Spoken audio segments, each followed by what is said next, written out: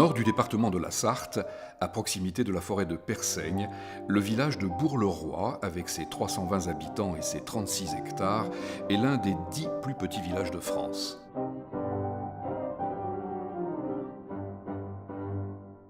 Pourtant, les richesses de son patrimoine artistique, centré autour de la broderie au point de Beauvais, et de son patrimoine historique, concrétisé par des fortifications médiévales, ont depuis longtemps fait sa renommée. C'est dans ce terroir, occupé depuis des temps très anciens, que commence l'histoire de Bourg-le-Roi autour du XIe siècle, avec la création au pied de la colline de la villa d'un domaine agricole. Le premier texte connu fait état d'une donation par l'archidiacre Gervais d'une villa lui appartenant au chapitre de la cathédrale du Mans. Sur les hauteurs de ce site stratégique, Henri II Plantagenet, roi d'Angleterre mais aussi seigneur du Maine, fera plus tard édifier un château avec donjon en empiétant sur le domaine ecclésiastique. Un acte permet de situer vers 1160 la création à Bourg-le-Roi d'un château royal et d'un bourg nouveau en parallèle de l'ancien bourg et de l'ancienne villa appartenant aux évêques. Au début du XIIIe siècle, le roi Henri II va céder le domaine de Bourg-le-Roi au vicomte de Beaumont. C'est probablement entre l'édification du château et la possession des vicomtes de Beaumont que se situe la construction du mur d'enceinte qui enclôt encore le village de Bourg-le-Roi. Site chargé d'histoire, Bourg-le-Roi va également se forger une réputation dans le domaine des arts. À la fin du Moyen-Âge, la broderie au crochet fait son apparition en France. Importé de Chine, où il se pratique depuis la plus haute antiquité, le point de chaînette s'implante d'abord en Italie avant d'être diffusé en Occident. Très prisé au XVIIIe siècle, il séduit de par son raffinement dans le traitement des sujets. Madame de Pompadour en devient l'ambassadrice à une époque où l'on revient à un style plus classique après l'exubérance de la période dite rococo. L'activité démarre à Bourg-le-Roi dans les années 1830. La première mention officielle sur un registre communal date de 1843. À l'époque, 16 brodeuses travaillent à Bourg-le-Roi sous l'autorité de Marguerite Boulard, une jeune femme du pays qui a appris ces techniques avec les sœurs d'Évron au prieuré de Vivoin. Elle avait commencé par travailler dans l'entreprise Lecoq-Guibet d'Alençon.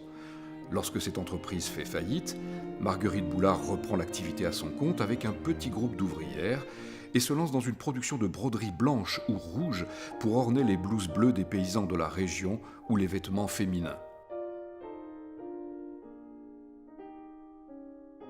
La production se diversifie après la reprise de l'entreprise par la fille de Marguerite Boulard. Toutes les pièces de petit et de grand ameublement, dessinées autrefois pour les palais royaux par les Watteau, les Boucher, les Philippe de la Salle, sont traitées. Les couleurs variées et harmonieusement agencées des ouvrages rappellent la peinture. Le fin crochet d'acier se joue comme un vrai pinceau des difficultés du dessin. L'exceptionnelle maîtrise des ouvrières de Bourg-le-Roi font de l'appellation point de Beauvais une référence en matière de broderie. Les productions de l'atelier de Bourg-le-Roi sont récompensées au niveau international à l'occasion d'expositions. Elles sont reconnues par les plus grandes maisons de l'époque comme l'Élysée, la Maison d'Angleterre ou la Maison de Monaco. L'entreprise s'installe alors dans un nouvel atelier aménagé au premier étage d'une maison de Bourg-le-Roi avec de grandes baies vitrées qui laissent entrer la lumière. L'atelier connaît son apogée au début du XXe siècle, avec la création en 1930 d'une société anonyme cotée en bourse. La maison Boulard prospère sur plusieurs générations. 2 autres ateliers sont créés au Mans et à Noyen-sur-Sarthe. L'atelier de Bourg-le-Roi emploiera à lui seul jusqu'à 60 ouvrières. Cependant, après plus d'un siècle de prospérité, l'entreprise cesse son activité en 1968, faute de repreneurs.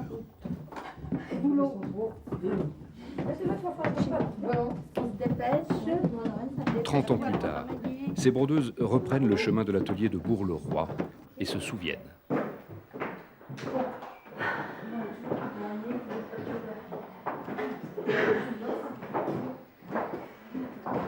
Alors ici, on envoyait des colis, on appelait en bas. Ah ben oui, ça, je Là, sais pas. c'était pour un direct. D'accord. Là, dis donc, je m'en rappelle. Non. Vous vous souvenez, là-bas, il y avait le point pour faire les paquets, c'était les musettes, hein, qui Oui. étaient là-bas. Oui, C'était avant son les secteur. ouvrières étaient devant. Il y avait un placard à bobine aussi là-bas. Ah oui. Oui. Le matin, on commençait à travailler à 8h30. Et à 8h25, il y avait une cloche qui sonnait. Alors là, il fallait que tout le monde soit arrivé parce qu'à la nuit, on se mettait en place pour travailler. Alors moi, j'étais au centre de l'atelier.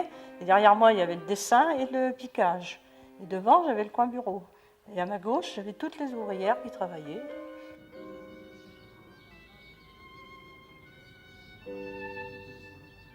Bon, alors on va se mettre à choisir un modèle.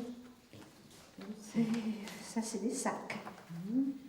Pour que les rêves de couleurs chatoyantes et de motifs harmonieux puissent prendre corps et se transformer progressivement en broderie, la dessinatrice spécialisée de l'atelier réalisait tout d'abord un projet peint qui devait tenir compte à la fois des aspirations des clients et des impératifs techniques. Il fallait constamment créer du nouveau. Plus de 1000 modèles sortaient ainsi chaque année de l'imagination de la dessinatrice. Petit. Bon, je crois qu'on est qu'on regarde les piquets parce que là on trouve pas vraiment ce que l'on veut. Non. Voilà. Voilà, ça, on met ça au bout. Voilà. Voilà. Bon, alors on commence à chercher un piquet. Hein. Bon, ça c'est de la gouache. L'épure était ensuite reproduite à la même échelle sur un papier calque suffisamment résistant pour supporter l'opération de piquetage. Cette opération était réalisée à l'aide d'une machine à piqueter fonctionnant au pied, à la manière des anciennes machines à coudre. Une ouvrière spécialisée, la piqueteuse, suivait avec l'aiguille tous les traits du dessin.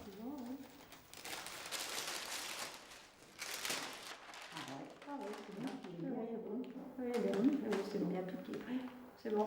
Bon, allez. Là, la feuille est un peu blanche. La discussion pouvait alors s'engager avec la brodeuse pour définir les couleurs de fil, les types de points ou la nature du tissu à utiliser. Oui, il y a des petits côtés. Ça fait des guettes. Ça fait bonbons. Les roses bonbons. Tiens, Tiens, celui-là, il est beau. Oui. Ça c'est beau. Oui, c'est un beau beige. Oui, c'est bon. C'est bien, on prendra celui-là.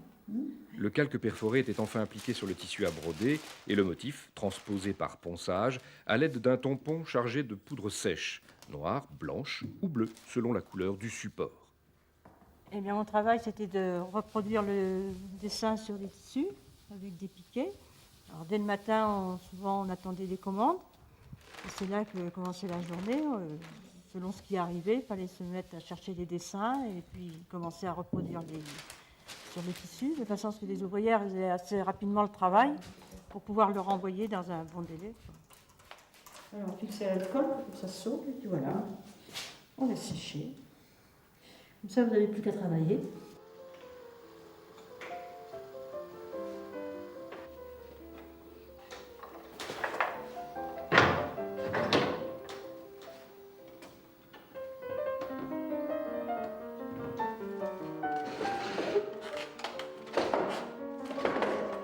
Je m'assois et je commence.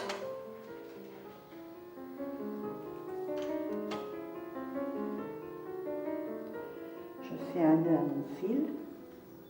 Je le passe par en dessous.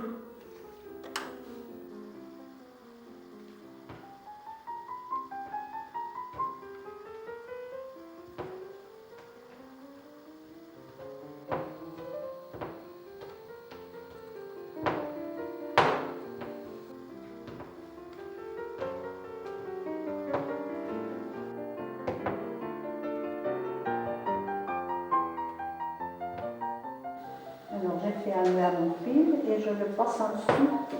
Et avec mon petit crochet, je le reprends et le fais revenir par-dessus. Ce qui forme le point. Ça fait un point de chaînette. Et alors il faut toujours tourner de droite à gauche ou de gauche à droite. En tournant toujours le petit crochet, suivant le mouvement de la vis.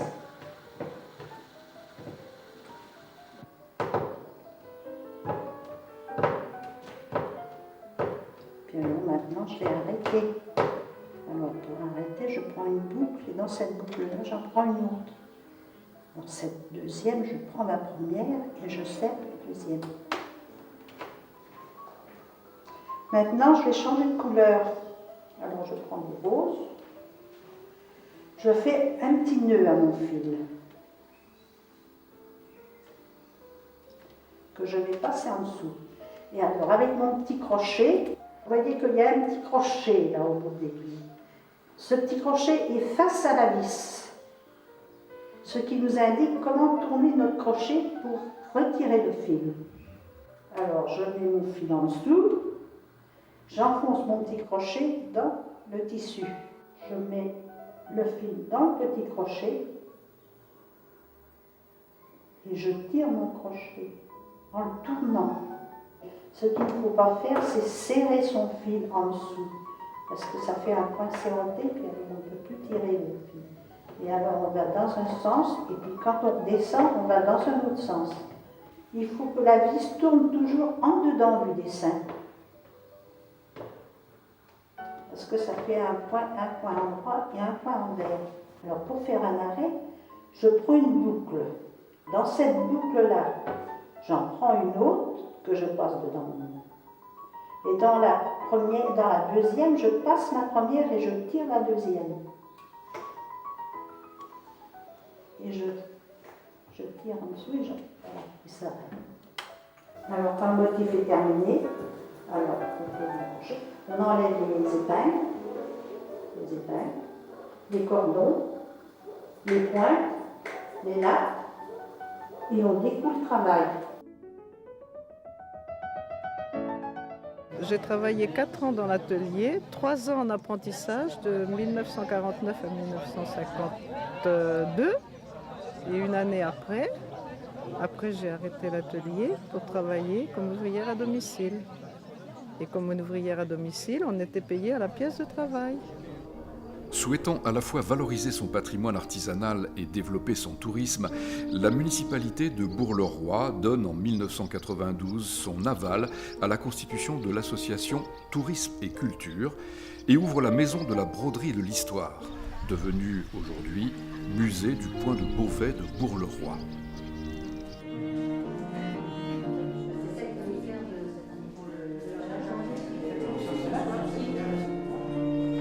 L'association Tourisme et Culture poursuit 2 objectifs. Tout d'abord, la sauvegarde du patrimoine avec le rachat des échantillons restés dans l'ancien atelier et de quelques œuvres proposées par la famille Boulard.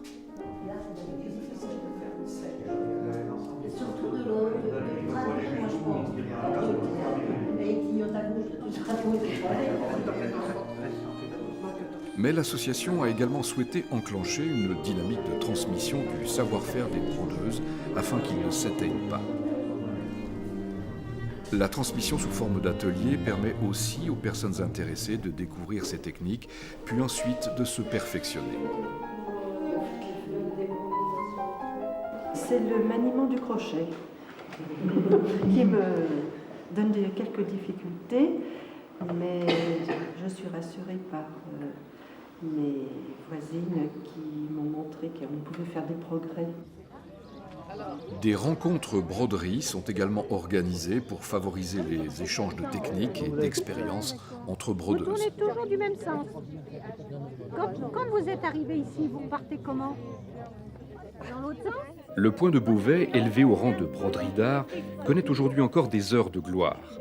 La virtuosité des brodeuses de Bourg-le-Roi est appréciée des plus illustres créateurs tels que Jean-Paul Gaultier, Christian Lacroix ou Galliano. La tradition est ainsi perpétuée à travers l'ornement de vêtements de haute couture. Reste à savoir si la nouvelle génération sera prête à prendre le relais. C'est en tout cas ce que laisse espérer le dynamisme de l'association Tourisme et Culture et l'enthousiasme de cette jeune brodeuse.